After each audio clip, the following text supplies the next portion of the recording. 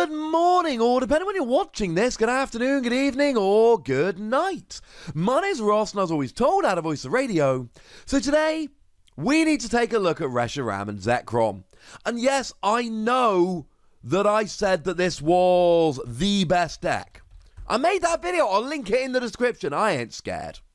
I really thought it was the new best deck. And over in Japan, when I made that video, it was the best deck. It was crushing. But it was a flash in the pan. It never really went anywhere. And since it came out over here, not much. But it's winning again in Japan. And it's time to take another look at it in a post-Sword and Shield metagame and see how we play it and why it's absolutely worth another look. Now, first things first, Reshiram and Zekrom, Tag Team GX, Dragon, all of that. The main attack, 1 fire, 1 lightning. Discard up to 3 in any combination of basic fire and basic lightning from your bench Pokemon. This attack does 90 damage for each card you discarded in this way. So in theory, you discard 3 energy, do 270 damage. Sounds about right. Now there is a GX attack here as well, 2 fire, 2 lightning. Does 170 to one of your opponent's bench. But if you've played End's Resolve from your hand during this turn, you also do 170 to another one of your opponent's bench. That's pretty powerful. So the theory before always was right. How do we get the energy on, and what partners does it need?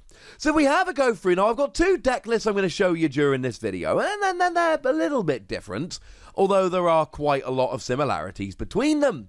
One absolute given here is Tapu Koko Prism Star, because it accelerates 2 lightning energy, 1 to each of 2 bench Pokemon from the discard pile, when you pop it from the bench into the lost zone. It's a given.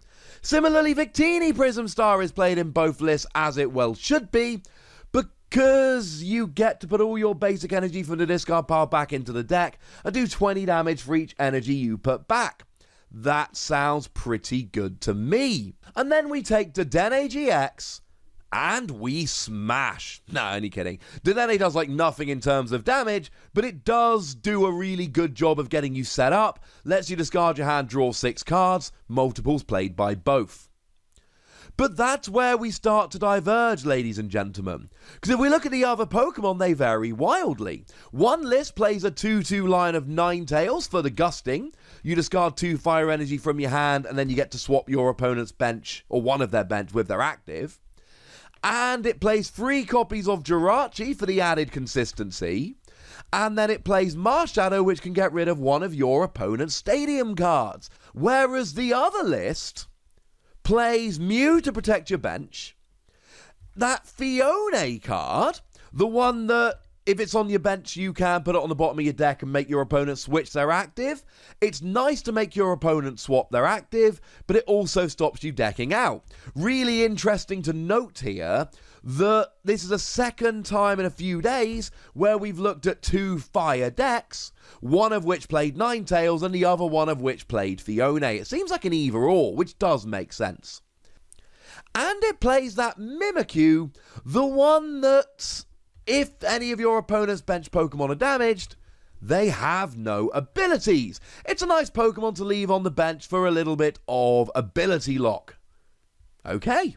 Sounds good. It's also a nice way of turning off abilities without turning off Dedenne's ability, because of course you're really reliant on Dedenne's ability. You're playing multiples of them, whereas your opponent may well be using other abilities, and that's where Mimikyu comes in. Oh yeah, and 1 copy of Dawnwing's Necrozma. Now, Dawnwing's Necrozma just got way better than it used to be. It's got the ability that lets it jump into the active, and then in theory you can retreat it. And the reason it's so much better now than it used to be is because of Balloon. Balloon reduces the Pokemon to which it is attached to treat cost by 2, which means that with a Balloon, all of a sudden Dawnwing Necrozma has free retreat, and you can just jump into the active and then free retreat. It makes it so much better than it used to be before Sword and Shield. So some agreement between the Pokemon when we look at the 2 decks, but some wild varying. Oh yeah, and the Jirachi list does play a couple of other attackers as well. We've got Heatran GX. When you move it to the active, you can move energy over to it, and then it either hits 130, good for non-GXs, or 50 for each energy on it, good for giant attacks if you've got lots of energy on the field. And there's one Charizard and breaks in. Really, Charizard and breaks in, when it is played, is pretty much always played for the attack that does 180 damage, while also allowing you to search your deck for any free cards and put them in your hand. It's an expensive attack and it can be a pain to get rolling, but it's a really nice attack. The energy line also does vary quite a bit. One of the lists plays almost entirely fire with just free lightning, whereas the other deck we see actually plays more of a 50-50 split.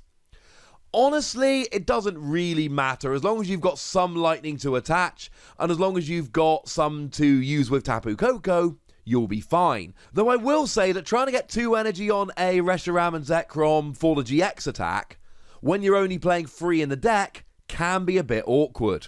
Now, the reason we see the split in energy is because the decks have largely gone, right, what am I going to play? Now, one of the decks just goes full Welder. 4 copies of Welder and Power Pad to recover Welder, and it is all about using Welder to get as much energy on as they can using Welder. Now, to be clear, both the decks play Welder and both the decks play 4 Welder, but one of the decks only plays Welder and plays significantly more fire energy than Lightning, and therefore is kind of reliant on Power Pad. The other deck actually chooses to play N. But not N, N's Resolve.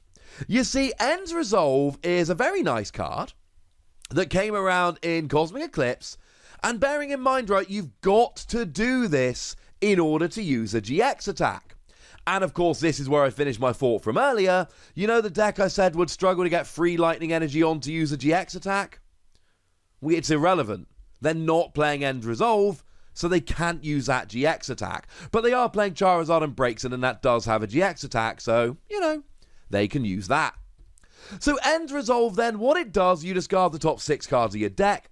If any of them are basic energy, you attach them to one of your bench Dragon Pokemon, which will be Reshiram and Zekrom here. So we've got different approaches. One doesn't play End Resolve, plays a lot of Welder, really relies on it. The other one plays a mixture of Welder and End Resolve, and there is one Pokemon to tell you about that I didn't mention earlier. It is Oranguru. And the reason I left it till now to mention is because Oranguru really is here for End Resolve. The list that doesn't play End Resolve isn't playing Oranguru. Oranguru, once during your turn, you may swap one of the cards in your hand with the top card of your deck. Yeah, it's to try and make sure you've at least got 1 or 2 energy on top of your deck to increase the chances of hitting multiple energy using End Resolve. Rather than having a chance from 6 random cards, you've now got 2 guaranteed, assuming you've used both Oranguru attacks, and then a chance from 4 random cards. Now, a lot of what else is in the deck is stuff you should expect. Our stadium of choice here is Giant Half, of course it is, it gets our fire energy, though we do play Heat Factory Prism Star because it gives us a little bit of extra draw power. Discard a fire energy, draw 3 cards. To be fair, one list doesn't actually play it, but the other one does, and it's pretty gosh darned amazing. We do see Cherish Ball coming out here, so that you can search out your GXs, but we also see Quick Ball. Both of the lists can't really agree on which Pokemon to play, but the one thing they can agree on is that they're playing basic Pokemon, and by now, if you've been watching my videos of Sword and Shield decks, you should know that, oh look, Quick Ball. Yeah, Quick Ball's phenomenal for decks that like basic Pokemon, so there we go. The one that plays Jirachi obviously has to play a skateboard, but it also plays a bunch of Switch in there as well, so that it can switch around their active Pokemon, etc. Pretty gosh darned important. And the list that plays Dawnwing's Necrozma, like I said, kinda has to play Balloon. Though we do also see a copy of Giant Charm here, the one that gives you an extra 30 HP when attached. You're playing 270 HP free prize Pokemon. Seems like a fairly sensible idea that you might want to play around with this. This is a very fun deck. like a really fun deck, and we've got two different ways of playing it. Here is the Welder focus list. Like we see, we've got Ninetales, we've got Jirachi, we've got Welder and Power Pad, and not much lightning energy at all. Here is the Ends Resolve focus list. We've lost Jirachi, we've gained a few more one-offs, but then we've also got End Resolve and Welder. Also worth noting that End Resolve only accelerates energy to your bench Pokemon, so that's one of the reasons why we played Dawnwing's Necrozma here, and why it's so important in this particular deck. Will Reshiram and Charizard finally become the centre of the format like I was convinced it was going to? Or is it going to be like last time where it looks amazing, looks like it's getting ready to take on the format, looks like it's going to crush, and then kind of fizzles and does nothing when it comes out over here? I'm not entirely sure, if I'm honest with you, ladies and gentlemen, but I think we can all agree it's going to be a lot of fun finding out. So I'd like to know what you think at this stage, so let me know in the comment section. Go nuts, be nice, and then make sure you like this video, subscribe to this channel, follow me on Twitter at TheWassy, and Twitch for some live action at twitch.tv/PTCGRadio. If you want to support the channel, get some bonus podcasts and all that, head on over to patreon.com/PTCGRadio, where you can do exactly that. And please do make sure you're checking out youtube.com/WassyPlays, where you can find out about a bunch of games that don't have Pokemon in, but are still pretty gosh darned awesome. But by far the most important thing, as always, look after yourselves till next time, would ya? Thank you very much for watching. My name's Ross, and you've been watching PTCG Radio.